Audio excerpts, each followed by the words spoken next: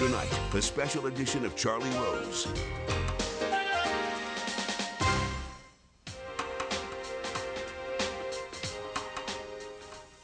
Sergei Lavrov is here. He has served as Russia's foreign minister since 2004. He is in New York for the United Nations General Assembly. The continuing conflict in Syria is a central focus. President Obama spoke about the issue earlier today.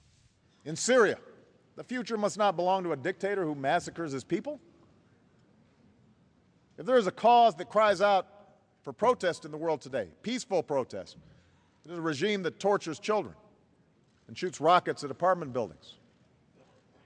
And we must remain engaged to assure that what began with citizens demanding their rights does not end in a cycle of sectarian violence.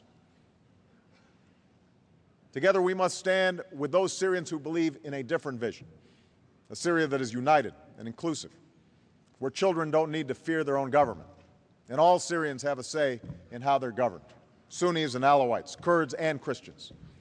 That's what America stands for. That is the outcome that we will work for, with sanctions and consequences for those who persecute, and assistance and support for those who work for this common good. Russia and China have vetoed Security Council resolution to increase pressure on Bashar al-Assad's government 3 times. Meanwhile, the killing in Syria continues. There are up to 30,000 estimated dead. The impasse over Syria is just one of the many strains on relations between Russia and the United States. Iran is another, so is distrust over NATO's missile defense shield. Earlier this month, the Kremlin asked USAID, the U.S. Agency of International Development, to leave Russia. I'm pleased to have Sergei Lavrov back at this table. Welcome. Thank you very much. Nice to be back. U.S.-Russian relations. U.S.-Russian relations, yes, I believe we agree that these relations should be promoted. When President Obama came to the White House, he and his team reassessed the situation in the relationship between Moscow and Washington and suggested what they call the reset of those relations, which we supported.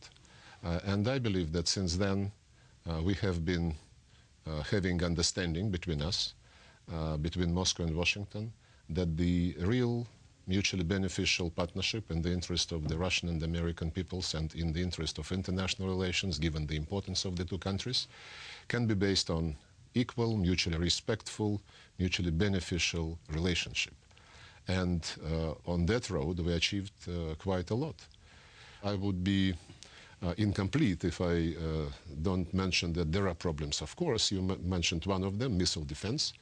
We think that this is a very critical issue in our relationship, having consequences for the global stability and strategic parity. I would recall that it was the United States who suggested it back in 1972 to sign an ABM treaty, which limited the missile defense deployment by the Soviet Union at that time and Russia. And it was all these decades considered by the military of both countries as being a very important factor of the strategic stability. So removing this factor from the overall balance is certainly going to have a destabilizing effect. We have been very frank and open in presenting our concerns. We do believe that if what we are hearing is true, namely that this is not against us, that there should be no reason why this assurance cannot become a legally binding obligation.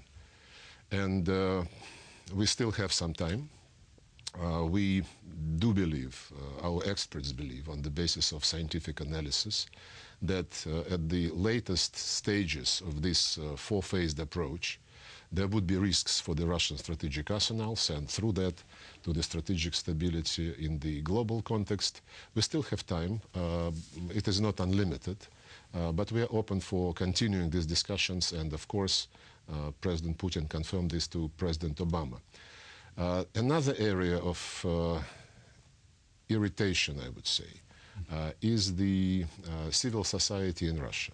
We're all in favor of civil society interaction between the 2 countries, but on the basis which would not be tantamount to lecturing and indicating to domestic things as something which gives the United States the right to pass judgments and to adopt legislations like the one which is being considered now on the Hill regarding the Magnitsky case. Right.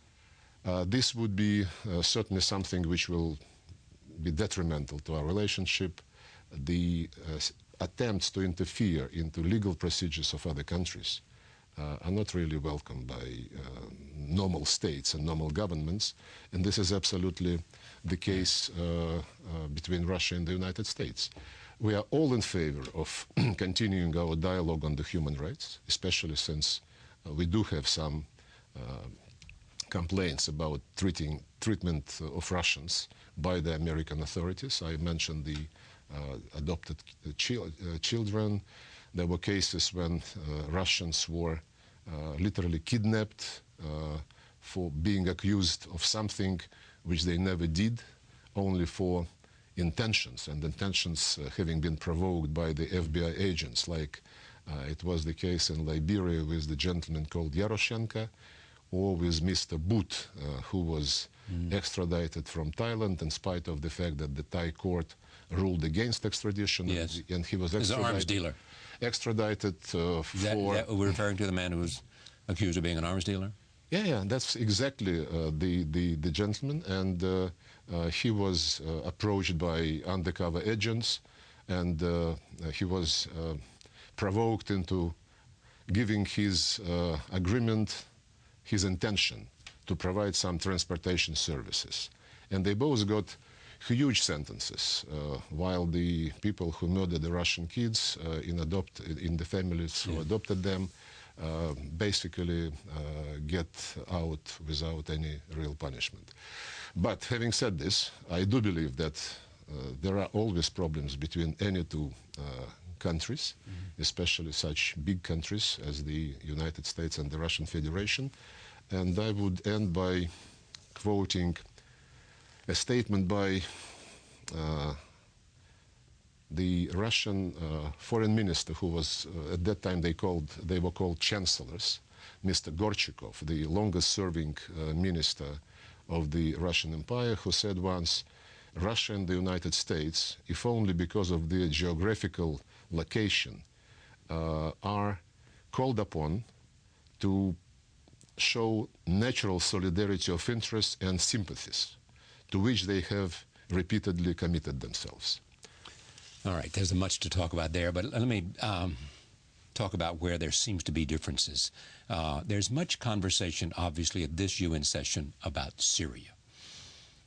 Tell me exactly what you think, so we can understand the differences between the U.S. government and the American government U.S. government and the Russian government on Syria. What is the circumstance on the ground today as you understand it? Well, it's a civil war. It's a civil war with more and more international dimension because the countries who insist that before a dialogue can start, President Assad must go, they do not hide their support for the rebels. The Free Syrian Army, which has been dominated by the Muslim Brotherhood, is not the only army or not the only group who is fighting the government. The elements associated and affiliated with Al-Qaeda are there. The other splinter terrorist groups are also present. No one doubts that this is an all-out civil war with increasing international component, as I said, and it's terrible. What's the Russian? Okay, I mean, is it a stalemate now? Do you think the rebels are winning? Because they seem to, from a distance, to be gaining territory and bases. Depends on to whom you listen. I'm listening to you. If you listen to the government, I don't have any objective independent source of giving any assessment of the military situation. We are concerned more not with who is winning, but with how to stop it. And what do you suggest the world do to stop it? Well, we suggest to do what we all agreed to do in Geneva on the 30th of June, when on the initiative of Kofi Annan, supported by us, there was a meeting, a ministerial meeting, with the participation of all 5 permanent members of the Security Council, Arab League in the person of its Secretary General, Prime Minister of Qatar, Minister of Kuwait, as well as Foreign Minister of Turkey, the European Union in the person of Cathy Ashton, and the United Nations Secretary General. And we spent some 8 agonizing hours on that Saturday, and we produced a document called Geneva Communique by Consensus, and we believe that this was a very fair compromise between the key outside players, which should be impressed and imposed upon the parties. We then received a positive response from the Assad government. This communique, among other things, asked the government and the opposition to appoint interlocutors to start a dialogue on the composition of transitional governing body, the body which would be empowered to prepare elections and the new constitution. And the government appointed such interlocutor. The opposition not only did not do the same, they rejected the document altogether. But this was, as I said, a consensus on the political part of the crisis reached by all key outside players. Later we suggested to endorse this document in the Security Council, and our partners refused to do so. So what would happen to Mr. Assad under this document? Under this document, the government and the opposition must appoint interlocutors and to discuss on the basis of agreement who would be part of the transitional governing body. This body would have full authority in the country and would be in charge, to prepare the new constitutional draft to be put to referendum and to prepare for free and fair elections. You think it's unreasonable to ask President Assad, after all the killing by the government of other Syrians, to step down? Well, it's something which people say, and we have a choice. We have either put as #1 priority immediate cessation of the bloodshed, and by that try to save as many lives as possible, which is our position, and which is, by the way, reflected in this Geneva communique. The alternative is to say, unless and until he steps down, we will encourage the opposition to continue the fighting. And this option, I believe, it doesn't require any explanation. This option means that for the purpose of removing President Assad, those who choose this option are prepared to pay the price in human lives of the Syrian people. So you want to put the blame on them rather than on the Assad government for the lives of the Syrian people? No, Charlie, no, I don't try to put the blame on anyone. I present a factual situation. If we all say that the bloodshed must stop, and if this is our predominant goal, then everyone from outside who have any influence on any of the Syrian party must, in a synchronized manner, lean on all of them and to tell them stop fighting, and then sit down and discuss what the future of your country would like to see. So you were saying there would be conversations between the Assad and his choices and the rebels and their choices to try to... No, I'm saying that if we have #1 priority to save human lives, then this is the way, this is the shortcut. If the priority #1 is to remove President Assad, like it was the priority #1 to remove Milosevic in Yugoslavia, or to remove Saddam Hussein in Iraq. Or Gaddafi in Libya. Yeah, then, of course, people should understand that this would be slightly different from saving lives immediately. All the examples you just showed, do you think they're bad precedents? whether it was Milosevic or whether it was Gaddafi or whether it was Saddam Hussein? Were they bad precedents that Russia disagreed with on each count? We disagreed with any use of force which was not authorized by the Security Council. It is said that your government and you are, were very much upset by what happened in Libya in terms of what the United Kingdom, what the Security Council authorized, and what the French government did. That somehow so offended you, that colors your impression of what you're prepared to do in Syria. Well, offended is not the right word. Choose the right word. To describe it. No one likes, when people cheat. And when it relates to international issues of huge importance, involving hundreds and thousands of human lives, the cheating is having even heavier price. What's the cheating? The cheating was on the no-fly zone.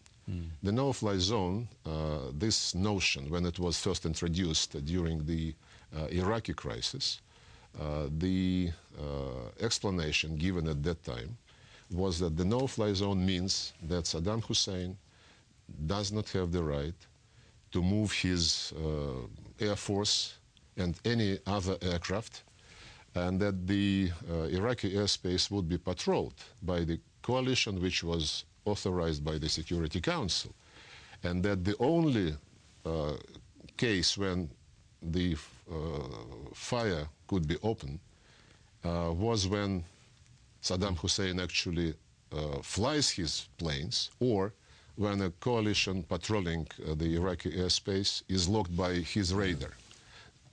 What was the case in Libya, I don't think I need to recall. We have not been, and of course, another cheating was on the arms embargo resolution, which was adopted by consensus. We didn't even abstain. We voted for it only to see that, later the countries like France and Qatar, by the way, were openly bragging that they were supplying arms to the rebels in violation of the Security Council resolutions. I want to make one thing very clear. We were not wedded to Mr. Gaddafi.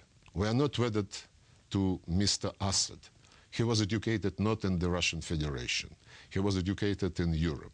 His friends were in Western Europe, not in Russia. And when people say that you are protecting President Assad, this is absolute ignorance of the real situation. Well, I believe you're protecting him, and why am I ignorant? If, in what way, Charlie? Can you tell me in what way are we protecting him? In several ways. Most people believe that if it did not have Russian support, and Iranian support, he would not last very long, both in terms of arms, and in the Iranian case, some suggest more than that. Without Iranian support and Russian support, most people believe that President Assad would be out of Syria in a shorter time than otherwise he might last. That's the power of the media. The media covering the Syrian crisis, in most cases, and politicians, by the way, when they address the public through the media, thinking, I believe, not only about the future of Syria, but also of their domestic political positioning, they speak in very straightforward and simple, if not to say simplistic slogans. Assad is a butcher. Assad belongs to the Hague Tribunal. Assad is a criminal. He has no place in Syria or anywhere on earth. And this, of course, penetrates the minds of the audience. You believe none of that's true? Well, I believe that we have to see the picture in its entirety. Assad is responsible for many things. He is the most responsible person for the crisis which we have in Syria. He has made a lot of mistakes, ignoring good advice given to him by the countries of the region, by Russia, by China, by many others. He has been doing too little, too late, and we are not writing this off. But we cannot make, an impression. We cannot pretend that he is fighting everyday unarmed people.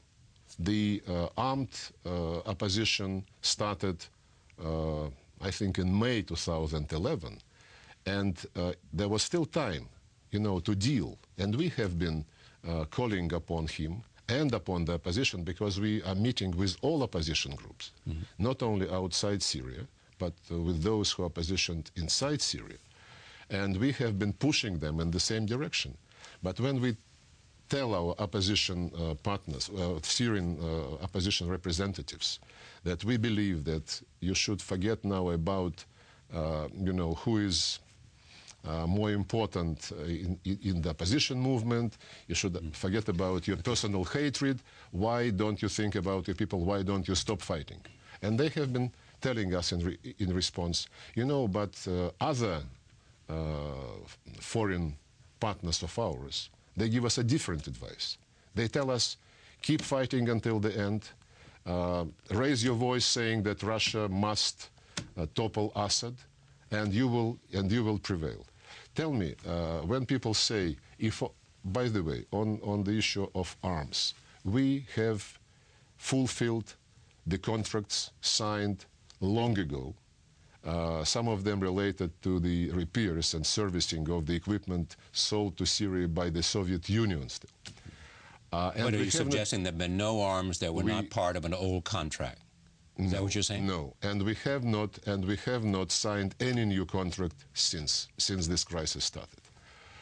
I cannot speak for Iran, of course. There are some reports which have to be looked into, but I can only speak for Russia. And when people say that if only Russia and China could support a Chapter 7 resolution, right. I asked my colleagues how do they see the implementation of this resolution. And you know what some of them told me? Well, why don't we introduce arms embargo and sanctions? Sanctions and arms embargo have already been introduced by the United States, by the European Union, by quite a number of other countries, including the countries of the Persian Gulf, the Arab League, and the stuff. These sanctions were introduced without even informing us, not to mention consulting with us. They were introduced bypassing the Security Council long before those resolutions were proposed for a vote. But imagine there is a Chapter 7 resolution adopted. Let's hypothetically imagine this situation. And there is no answer. What will be the difference? Some of them talk between, talk with each other, and we happen to know what they say. And one of them, one idea is any reference to Chapter 7 would be enough to start outside interference. All right. I've got to go to this point because, Please. Most of the world, it seems to me, and you can say I simply am wrong, believes that Assad should go, believes that the atrocities on behalf of his government has gone beyond the pale, that they have been so egregious in terms of what he has done and people fighting for him have done, that he has to step down before you can find any look at the future of Syria, and that Russia and the other countries in the region, whether it's Turkey, Iran, their various suggestions, ought to be involved in looking at the future of Syria. You obviously are concerned about the future of Syria. It's been a friend of Russia's, and you're concerned about who might be part of a new government. And who makes up that kind of government. That's one question. But the other question is, for someone who had committed the kinds of actions that Assad has, to say he can remain in power until we find some negotiated agreement to stop the violence, it seems unacceptable to most other nations. And every leader that I talk to wants to see him go, except President Ahmadinejad, who I interviewed yesterday, and the Russian government. How many people support your position on Assad? This is not about being part of the crowd. This is about... Fair enough. This is about our convictions. There are atrocities. There are war crimes in Syria. War crimes? War crimes in Syria and atrocities. And this has been documented and reported by the UN Human Rights Commission's UN Human Rights Council's independent commission, which presented its report recently to the Security Council, and which says that both the government and the opposition are guilty. Yeah, but I don't think I don't think they argued equal guilt on that case. I mean, they were more isolated. I did not say that they mentioned equal guilt. Right. I only said what I said, Charlie. Right. That that both government and the opposition have been engaged in atrocities and something which can be described as war crimes. We are not wedded to President Assad. We don't want, to say that this is a person who can lead a new Syria. Do you believe he can lead a new Syria? Do you actually believe that? No. I said that we're not looking for somebody who can replace him. We're not looking, you said it is important for us who would be leading Syria. Personalities are not important. What is important for us is not to allow this crisis degenerate into the sectarian war, because there are all indications that this is a very probable scenario. What is important for us, that all those who live in Syria, and to whom President Obama alluded in his speech to the General Assembly, the Sunnis, the Shia, the Alawites, right, Druzes, Christians, Kurds, that all they know that their rights, their security, their economic, political, social rights would be respected in the country. Don't most people believe that? Does anybody not believe that those political rights ought to be respected? No, and that they all, this is important for us. And this is much more important than the hunt for the head of a single person. The dialogue between the opposition and the government, which the Geneva Communique endorsed, provided for interlocutors to be appointed, and the opposition would have a veto on the composition of the transitional governing body. And that's as simple as that. How do you think this terrible killing taking place in a country, Syrians against Syrians, other groups have come in, everybody acknowledges that. Not to count mercenaries. Exactly, they've come in. Nobody questions that, whether it's Al-Qaeda I hope they would not be part of the dialogue. Fair enough, and I think most people believe that. And there's some concern, obviously, in other Arab countries, in other parts of the world, including the West, about who has taken advantage of this situation and what role they might play in the future. Not us. That's a concern shared by many people, yes? Not us. Not us meaning what? Meaning not us who are benefiting from this situation. You said who is benefiting from this situation. I was just trying to make the point that there are a lot of groups that are there and come in. Everybody recognizes they've come in, and it's a concern for many people. And you just expressed the same concern, did you not? Yes, I did. Okay. So, I mean, do you believe that Assad would stay in power and would fight a long, drawn-out civil war if he did not have the support of Russia? Do you? Look, first, before answering this question, I sincerely want to understand what do you mean by support from Russia? You tell me. That we say we are not going to endorse a Security Council resolution, which is demanding a unilateral capitulation of the regime? Yes. We cannot let this resolution pass because this is absolutely unrealistic, and this would only invite outside intervention. When is it when a regime is so committing war crimes and so morally offensive to any civil society that everything has to be done that's possible to support those in opposition and to change the government that is committing? When would you suggest that's an appropriate action? To change a government that's so much... I don't think we can visualize such a situation. There's no situation you can imagine. There is one very straightforward example. There were several terrorist attacks against the Syrian government, not only against the security headquarters, but also against absolutely civilian sites, social infrastructure, health infrastructure. And a couple of times the Security Council, like it always does after big terrorist attacks, a couple of times the Security Council condemned those terrorist attacks.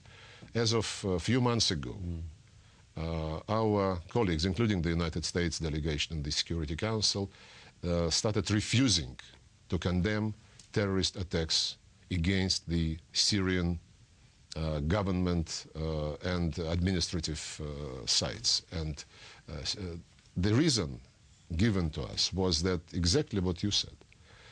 The regime is absolutely inhuman, and basically anything goes. This is a very scary position. To justify terrorist attacks by anything was never acceptable to the United States, to the West in general, to Russia, to all other civilized countries. And I believe this is a very slippery slope. I hear you, and you made that very clear, and make that case from your own perspective. When you sat down with me, and we've known each other for a long time, you said that this has become much more than Syria. What did you mean? Well, it means that... almost you said, I heard something like, I'm not sure, a clash of civilizations. To some extent, yes. And also to some extent, what the world order is going to be. Whether we are going to respect the United Nations Charter, or it would be a free-for-all. When people say that it is unacceptable that Russia and China use their veto power, and that let's bypass the United Nations, the Security Council is in a stalemate, it's unbearable. Let me remind you that the veto is part of the United Nations Charter, it's part of the international law, embodied in its most important instrument. The veto right for the permanent members of the Security Council was the proposal of the United States of America in San Francisco conference, and the Americans refused to create a United Nations organizations without this provision. So veto is part of international law. The founding fathers of the United Nations, in their wisdom, agreed that unless the 5 permanent members see eye to eye, the decisions would not be workable. I agree with that. But I mean, I am also asking, do you ever consider the fact that in this case, you are very much on the wrong side of history? You can only judge when history evolves. And we are now watching history in the making. When my good friend, Colin Powell, was shaking this vial with some white powder in the Security Council, the Americans were telling us, unless we authorize the use of force against Iraq, we would be on the wrong part of history. And it turned out to be that there was no anthrax in that vial. Okay, that's a very good point, that I'm glad you made that, because the one great concern of people, because of the nature of this conflict, is that there are chemical weapons which are of great concern to the surrounding countries, to the United States, sure. And what might happen to them. Do you have that concern? Yeah, we do have this concern, and what are you prepared to do about it? We convey this concern to the Syrian government. We helped, I hope I'm not revealing any big secret, we helped the American experts to get in touch with the Syrians on this particular point. And we received the explanations and assurances that the Syrian government is protecting those sites and you're confident in those assurances? The best possible way. If it depends on the Syrian government, I think we have checked through the means available to us, and we can say that for the time being it is safe. The biggest risk for these chemical weapons to get into the wrong hands is if the sites are taken by Al-Qaeda and the like, and maybe even by the parts of the Free Syrian Army, because they have been openly calling for Al-Qaeda to coordinate with them. That is the worry of a lot of people, What's Russia prepared to do if it looks like they may fall into those hands? So far, we don't have this information. I prefer not to guess. This is too serious a matter. We have been and continue to watch it very closely, and this is something on which we regularly exchange our assessments with our partners in other countries. If President Assad should change his mind about his possibility of survival, and he looks at what's happened in the Middle East and says, it's time for me to go. That would be his decision. If he makes that decision, will Russia help him go? You mean whether we receive him? Yes. Or, No. I mean, whether you help him go, provide security for him to go, and even offer him asylum? No, we would not offer him asylum. As I said, he was friends with some other countries. Yes. To the northwest of Syria, Yeah. and this is up to those who threaten him with all possible punishments. But we would not be telling him to go, not because we believe that he is indispensable, not at all. For us, it does not matter who can rule Syria as long as Syria is democratic, free, and comfortable for all minorities. But he would not go until and unless he decides it for himself. Right. And that's as simple as that. You won't help him, and you won't provide a place for him to go. If people believe that by cornering him, they achieve this purpose, then this is their judgment. So far it looks that by cornering him, they make him more and more persistent in fighting until the end. Till the end. And we are back to the notion of how many lives you can save by one option or by another option. Let me turn to Iran while you're here. Do you believe that the Iranians want to have a nuclear capacity? Do you believe they should? And if they do, what should happen? Well, I know one thing for sure, that Iranians want to have full nuclear fuel cycle, which is absolutely in line with non-proliferation treaty, which is not prohibited. From the full nuclear fuel cycle, it's not too far to weapon-grade enrichment of uranium. We have no indications that Iran has taken a political decision to go military in its nuclear... But a political decision to have the capacity is different, is it not? No.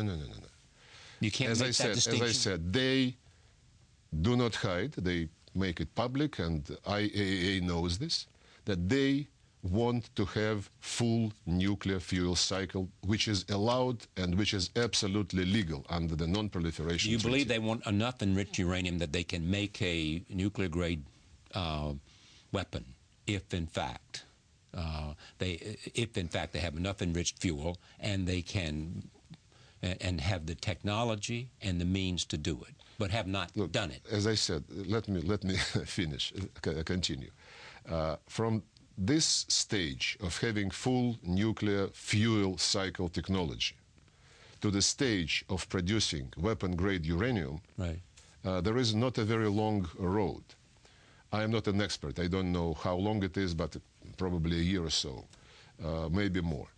But there is no indication that Iran has taken a political decision to do this.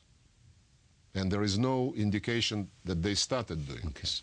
And the American information, which is made public by Mr. Panetta every now and then, is the same. The assessment is that there is no political decision in Iran.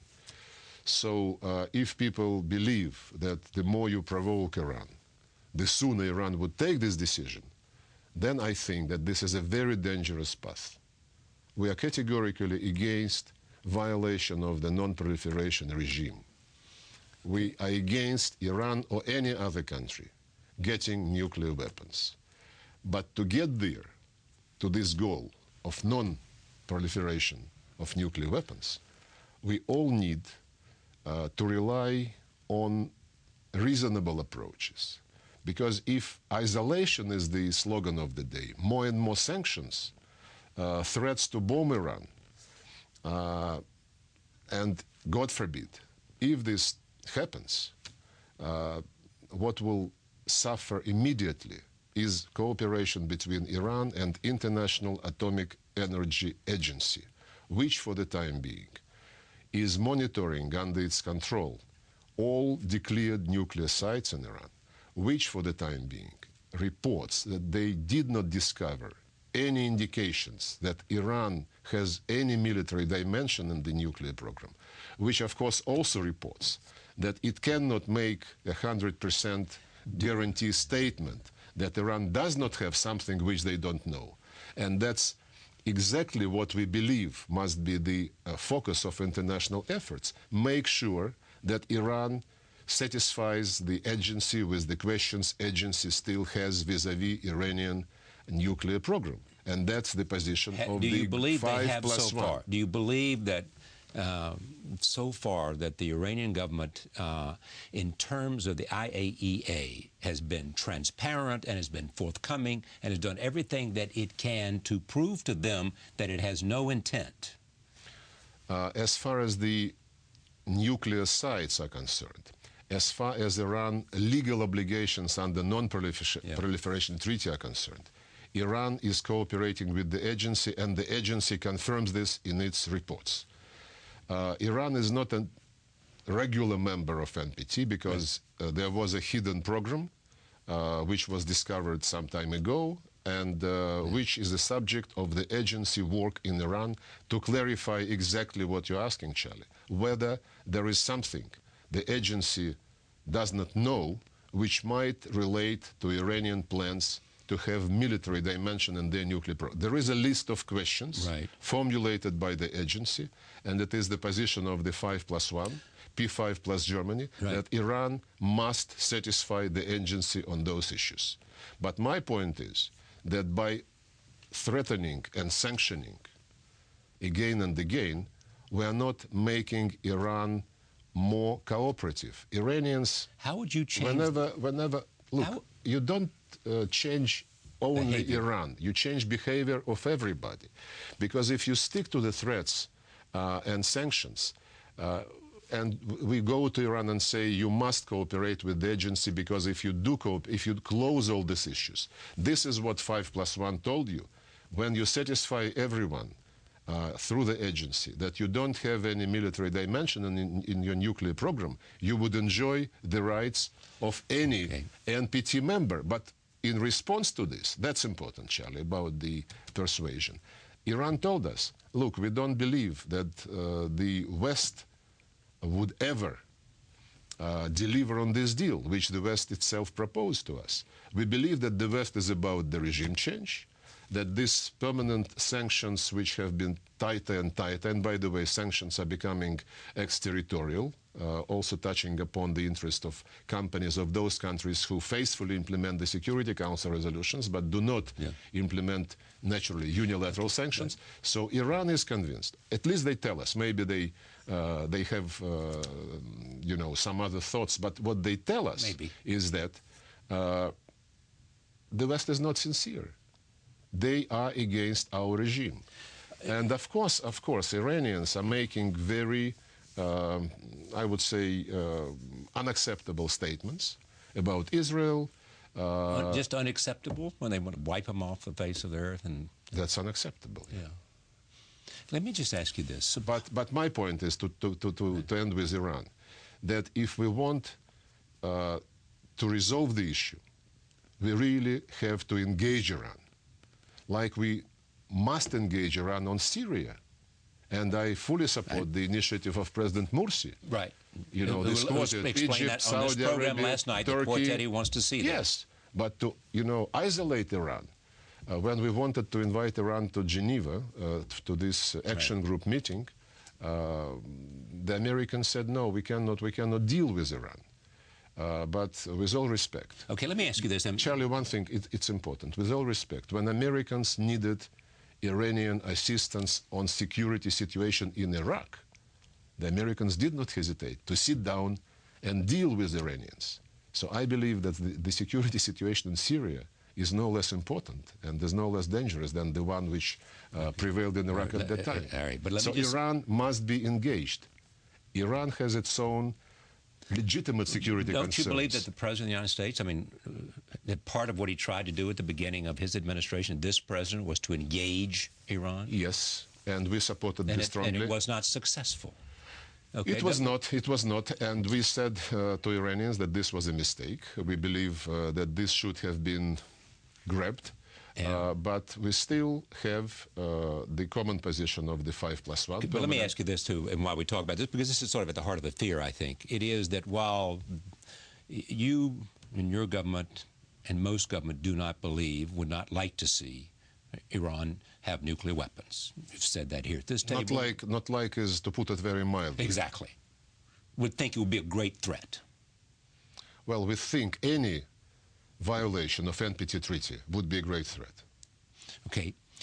Do you have any worry that because of the way they've been able to delay and hide and some of those things, that they may be getting very close? So close that at some point it might be too late. Do you at least have that concern or fear because of your just expressed notion that it would be terrible for them to have? Well, we have concern that Iranian nuclear program might have a military dimension because the IAEA presented to them several questions which remain unanswered for quite considerable period of time. And we will insist on this. And we did again a very strong statement in the form of the resolution of the governing board of International Atomic Energy Agency, co-sponsored by all 6 countries who participate in this dialogue with Iran. We also believe that Iran would be much more forthcoming if it knows that we are not cheating on Iran when we say that you fulfill these demands and you will be equal and, you know, full member of NPT, enjoying all the rights. If, in fact, the president of Iran had made the kind of threats against Russia that he had made against Israel, wouldn't you be enormously concerned, as the Israelis are? Well, we already are concerned with his statements vis-à-vis Israel, and we tell the Iranians directly that we absolutely disapprove of this. But they continue to do it, so they obviously are not listening. They're not listening. They're not listening. But this does not mean that we can forget about the predominant goal in all this exercise, to make sure that Iran does not have any dimension which is military in its nuclear program. Like in Korean Peninsula, the predominant goal is to denuclearize the Korean Peninsula. And by the way, North Korea dropped from NPT. North Korea exploded a couple of times nuclear devices and said that it will continue to do so. And you know, it sends a message to some other countries who are concerned about their security, that if you have a bomb, you are safer. And this is a very dangerous situation.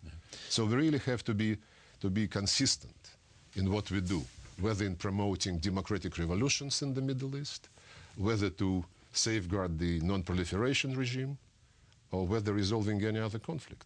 We cannot approach things just because of the domestic political agenda using double standards. Do you have fears about the Arab Spring?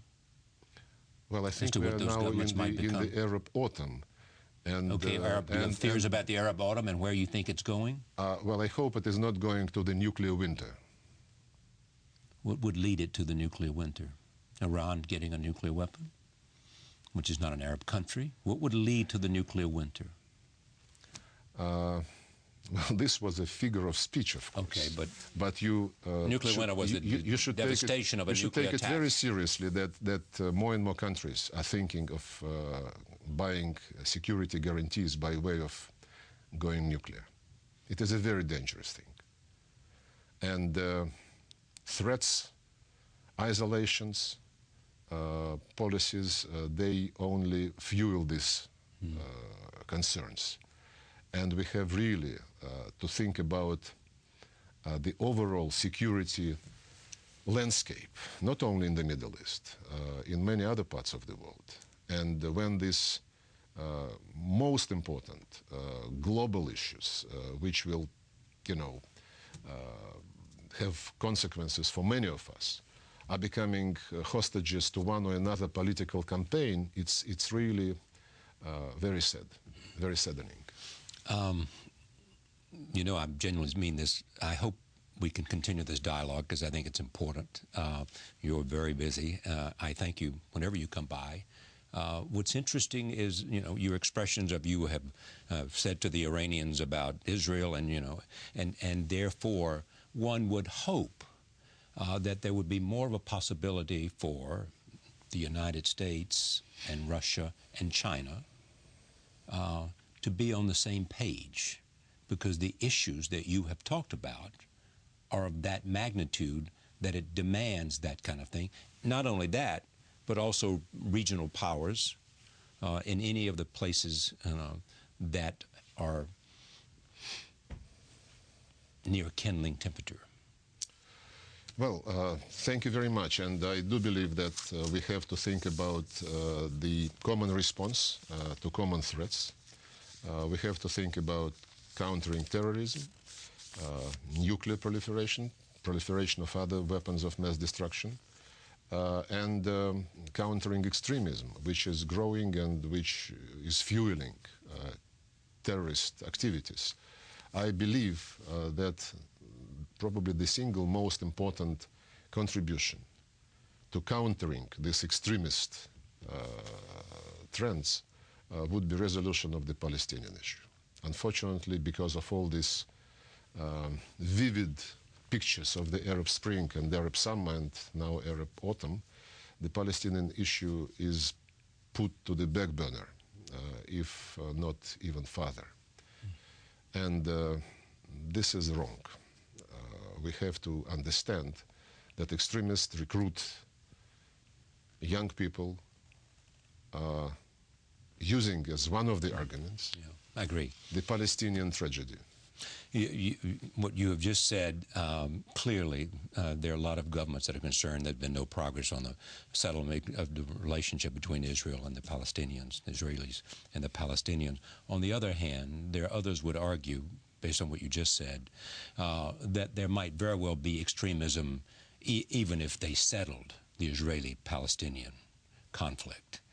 That's not the only reason that drives extremism in the world today. Well, these days, yes, but some time ago it was almost the single reason, but now it is much more complex. I agree. Thank you. Pleasure. Thank you very much, as always. Sergei Lavrov, Foreign Minister of Russia. Thank you for joining us. See you next time.